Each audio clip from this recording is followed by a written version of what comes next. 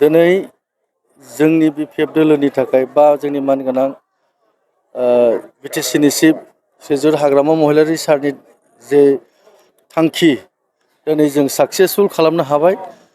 मानोना सारा बुंबाय थादों थांनाय इलेक्शनाव बिटिसि इलेक्शनाव सिगाङावनो मोनबा प्रतिश्रुति होदोंमोन। बे मोनबा प्रतिश्रुतिया दिनै जाफुंसार महराव जाफैबाय। लेन्ड पाट्टा होनाय आरो बै जोंनि सेल्फ हेल्प ग्रुपनो फैसा होनाय, आइबिएसनो होनाय बा इयुथफोरनो होनाय आरो जोंनि बै जायखौ बुङो हेन्डिकेप बे बिथांमोननोबो दिनै जोङो होनाय जाबाय।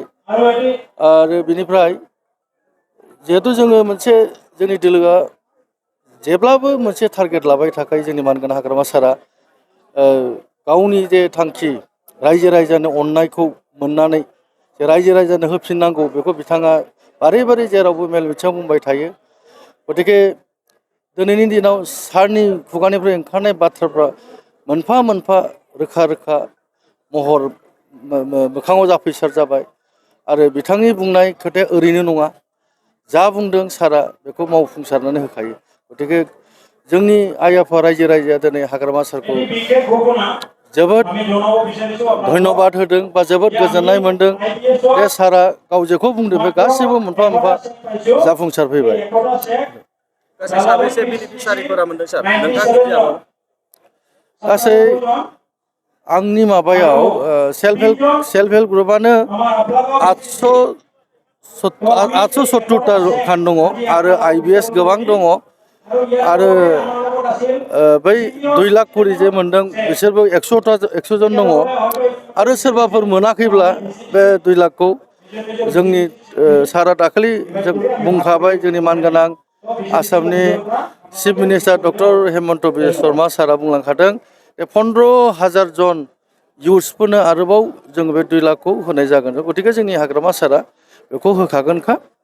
बे निस्सय नैबे इलेक्शननि उनावनो बिधान सभा इलेक्शननि उनावनो बे 2 लाखआ जाफोर मोनाखै थालांदों बिसोर घाबरायनो नाङा। बिथांमोना बे बा फंबाय बिनानावमोना गासिबो फैसाखौ मोनफिनजोबगोन बा मोनजोबगोन। बे एसेमब्लि बिसायख'थि जोबनायनि उनाव जिहेतु नोंथाङा एम मोनोबा माबायदि खामानि मावगोन नोंथांनि बियाबाव?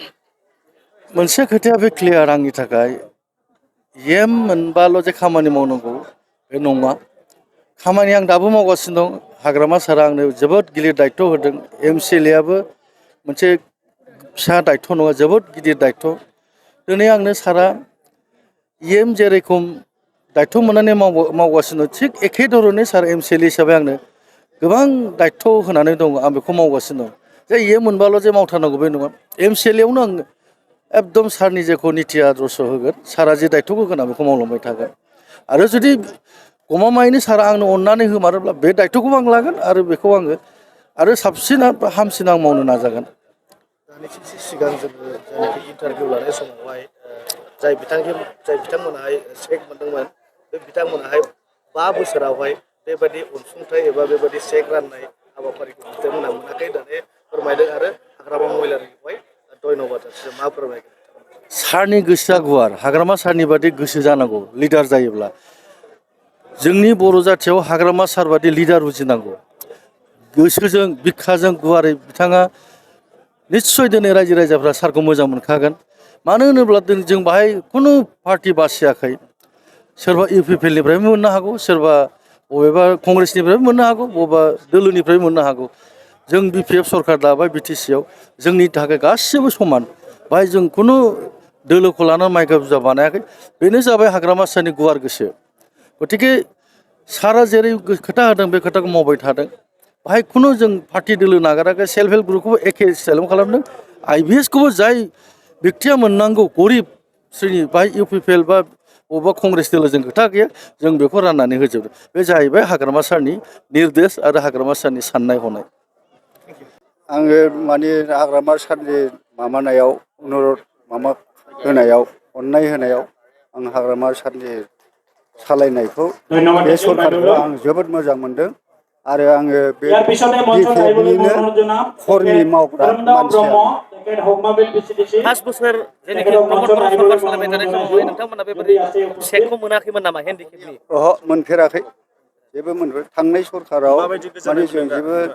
मोनफेराखै खोरोमदाव ब्रह्म जोङो दा नैबे हाग्रामा सरखार फैनायनि लोगो लोगोनो सरखार दाखांनानै 4 मासनि गेजेरावनो जुदि जोंनो बे 10,000 सेकखौ होनो हानायखाय जोबोद गोजोननाय मोनदों ঠিক আছে आरो আমি আহিলে পিছত দি দিম जायनायाव नोंथाङा नैबे औ 2 लाख रांनि सेकखौ मोनबाय बे औ। बिथिङाव मा बुंगोन? जोबोद मोजां मोनदों बिदि मोजां इनिसियेटिभ लानायनि थाखाय सरकारनिसिम रोजासे साबायखर बेसेबां फरायनायमोन नोंथाङा? आङो मेट्रिक पास दा जिहेथु 2 लाख रांनि सेकखौ मोनबाय इयुनाव मा मावगोन नोंथाङा? आं बिजनेस मावगोन ধন্যবাদ सानदों থাকিল আমাৰ ছাৰলৈ बिजनेस मावगोन ইয়াৰ পিছতে মই दा 2 लाख रांनि सेकखौ मोननानै औ। बिटिसि सरकारखौ मा खावलायनो सानो?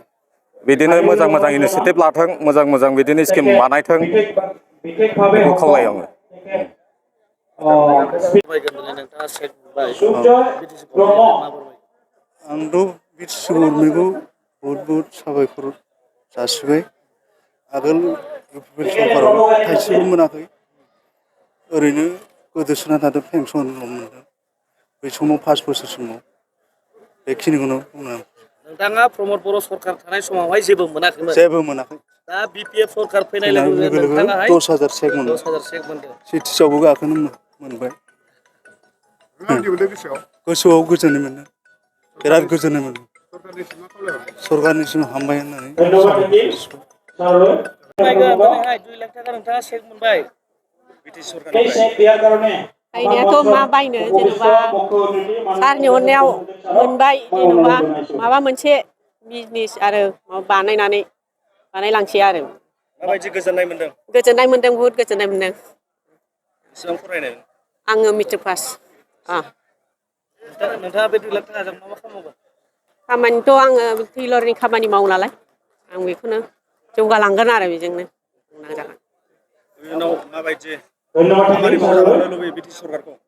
ইয়াৰ পিছতে মই गोलाव আহিবলৈ অনুৰোধ लामा লক্ষ্মীনাথ बर' मावलांजानो लुगैयो आरो नार्जारि बिजिनेसि हाग्रामा सारानो जोंना অনুৰোধ জনাইছো देरहालांबाय আৰু এই थानांगौ চেক দিয়াৰ आरो কাৰণে बेनो আমাৰ মাজত উপস্থিত বিটিসি